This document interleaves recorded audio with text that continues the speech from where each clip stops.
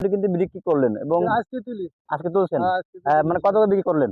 ৬৫ টাকা কেজি। ৬৫ টাকা করে একটি ঘের পাড়ে কিন্তু আমি রয়েছি। আপনারা দেখতে পাচ্ছেন এবং আমার ২ ধারে দেখতে পাচ্ছেন প্রচুর কিন্তু বরবটি গাছ কিন্তু রয়েছে এবং গাছগুলো অনেক সুন্দর।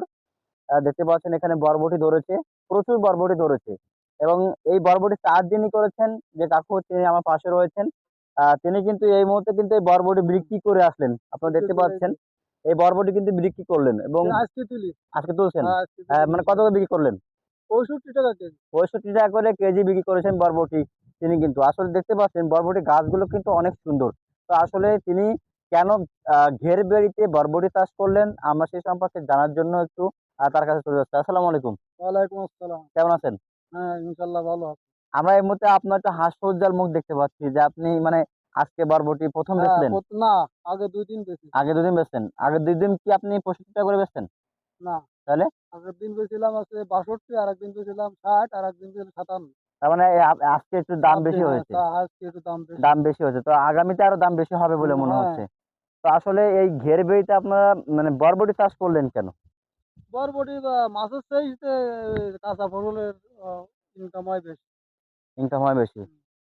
তো আপনার গাছে আমরা দেখতে পাচ্ছি যে প্রচুর কালো এখানে নক করছে আরকি। এইখানে ফল গাছগুলো কম আছে। আ ওই ভাগে ফল বেশি আছে। কাকু আমরা তো দেখতে পাচ্ছি গাছগুলো অনেক সুন্দর।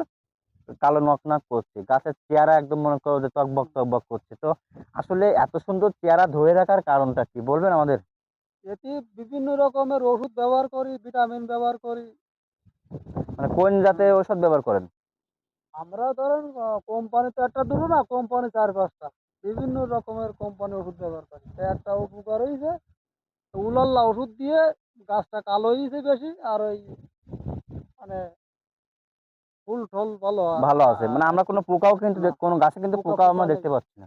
খালি তো তাহলে একটা পোকা তাম আছে, হুম, এ পোকা অন্য কোনো ওষুধে যায় না।